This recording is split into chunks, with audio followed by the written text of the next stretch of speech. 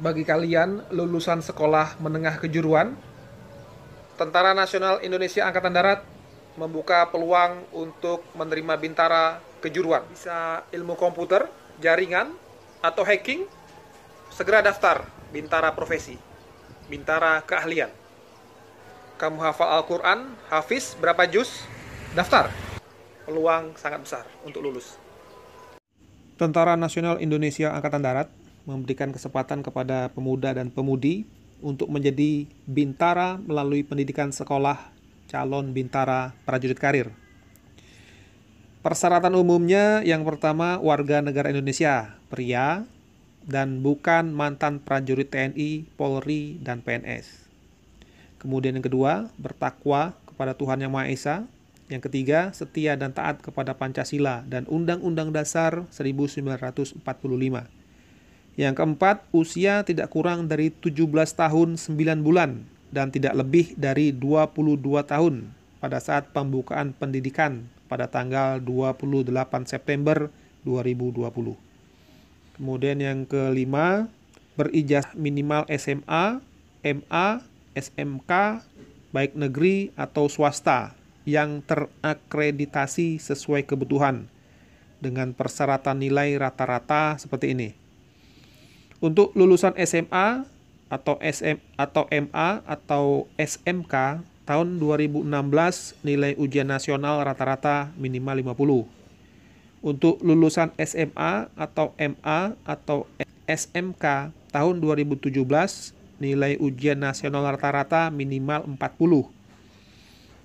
Itu untuk reguler dan unggulan wilayah di Pulau Jawa, Pulau Sumatera, dan Pulau Bali. Dan minimal 38 untuk wilayah lainnya. Kemudian untuk lulusan SMA, MA, atau SMK tahun 2018, nilai ujian nasional rata-rata minimal 39. Itu untuk reguler dan unggulan wilayah di Pulau Jawa, Pulau Sumatera, dan Pulau Bali. Dan minimal 37 untuk wilayah lainnya. Kemudian untuk lulusan tahun 2019, nilai ujian nasional rata-rata minimal 40,5. Itu untuk reguler dan unggulan wilayah di Pulau Jawa, Pulau Sumatera, dan Pulau Bali. Dan minimal 38,5 untuk wilayah lainnya. Dan terakhir untuk lulusan tahun 2020, nilai minimal rata-rata raport dari 3 mata pelajaran, yaitu Bahasa Indonesia, Bahasa Inggris, dan Matematika adalah 68. Kemudian syarat berikutnya, tidak kehilangan hak untuk menjadi prajurit TNI berdasarkan putusan pengadilan yang telah mempunyai kekuatan hukum tetap. Selanjutnya, berkelakuan baik dan dinyatakan dengan surat keterangan dari Polres setempat. Tidak pernah nikah dan sanggup tidak nikah selama mengikuti pendidikan pertama, serta 2 tahun setelah diangkat menjadi prajurit. Kemudian berbadan sehat, jasmani dan rohani, serta tidak berkacamata. Tinggi badan tidak kurang dari 163 cm untuk laki-laki dan 157 untuk perempuan. Berat badannya harus seimbang menurut ketentuan yang berlaku. Bagi yang sudah bekerja, harus melampirkan surat persetujuan atau izin dari kepala dinas, jawatan, instansi yang bersangkutan dan bersedia diberhentikan dari status pegawai bila diterima menjadi bintara PK TNI AD. Kemudian harus mengikuti seleksi, pemeriksaan, pengujian, dan pemilihan yang diselenggarakan oleh panitia penerimaan.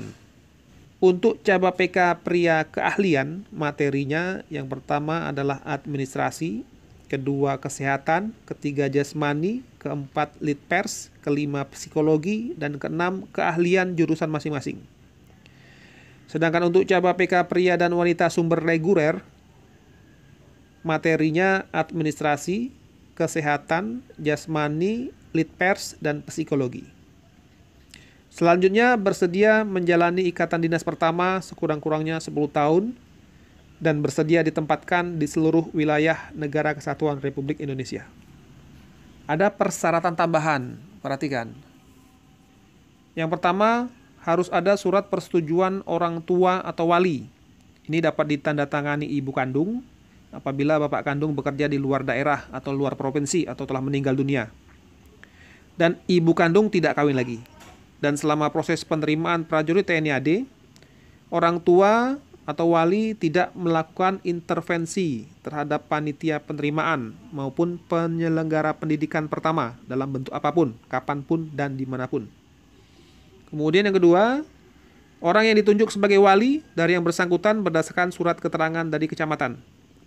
Yang ketiga, bagi yang memperoleh ijazah dari negara lain atau lembaga pendidikan di luar naungan Kemendikbud, harus mendapat pengesahan dari Kemendikbud. Yang keempat, tidak bertato atau mempunyai bekas tato dan tidak bertindik atau bekas tindik telinga atau anggota badan lainnya, kecuali karena ketentuan agama atau adat. Yang kelima, bersedia mentaati peraturan bebas KKN, baik langsung maupun tidak langsung. Apabila terbukti secara hukum melanggar sebagaimana yang dimaksud, maka harus bersedia dinyatakan tidak lulus dan dikeluarkan dari pendidikan pertama. Jika pelanggaran tersebut ditemukan di kemudian hari pada saat mengikuti pendidikan pertama. Ada persyaratan khususnya untuk Caba PK pria keahlian. Yang pertama, jenis keahlian. Apa saja? Yaitu perkapalan atau pelayaran, tata boga, teknik mesin pesawat udara, teknik airframe dan power plant, kelistrikan pesawat, rekayasa piranti lunak, teknik komputer jaringan, teknik elektro atau arus lemah, teknik mesin atau otomotif, analis kimia, multimedia, akuntansi dan keuangan, musik, dan keagamaan. Dalam hal ini hafiz. Peserta menunjukkan bukti berupa sertifikat, ijazah sebagai tanda bukti keahlian pada saat pendaftaran.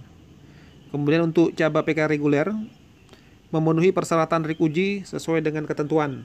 Dan khusus untuk Caba PK wanita, diprioritaskan berpenampilan menarik.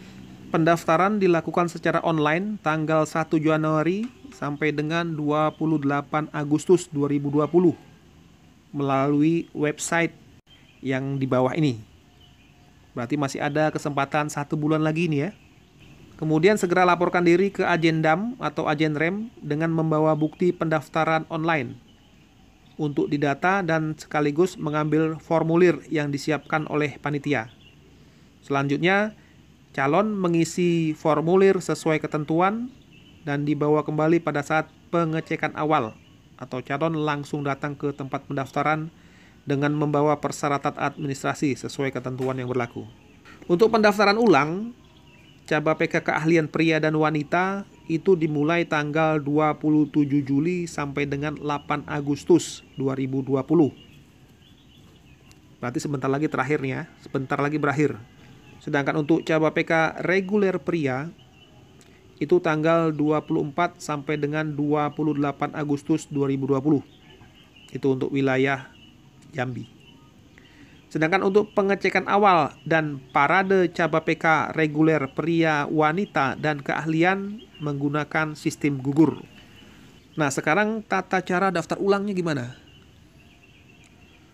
Untuk calon peserta datang sendiri, nggak boleh diwakili. Kemudian persyaratan administrasi yang dibawa pada saat pendaftaran seperti ini. Yang pertama, print out cetakan pendaftaran secara online melalui website di bawah ini. Pilihan tempat pendaftaran Subpanda Jambi. Kemudian yang kedua, asli dan fotokopi KTP calon legalisir. Ketiga, asli dan fotokopi KTP orang tua wali legalisir. 4. Asli dan fotokopi ijazah SD, SLTP, dan SLTA legalisir. 5. Asli dan fotokopi SKHU, SD, SLTP, dan SLTA legalisir. Keenam, asli dan fotokopi rapor SMA legalisir. Ketujuh, asli dan fotokopi akte kelahiran legalisir. Kedelapan, asli dan fotokopi kartu keluarga orang tua wali legalisir. 9. Asli dan fotokopi surat keterangan bersih diri atau SKBD. 10. Asli dan fotokopi surat keterangan catatan kepolisian atau SKCK dari kepolisian legalisir.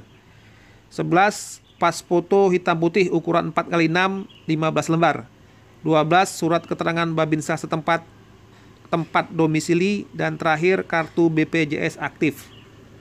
Catatan untuk formulir kelengkapan administrasi pendaftaran yang sudah diisi masing-masing sebanyak 7 rangkap. Hal-hal yang belum jelas dapat ditanyakan langsung di tempat pendaftaran ya.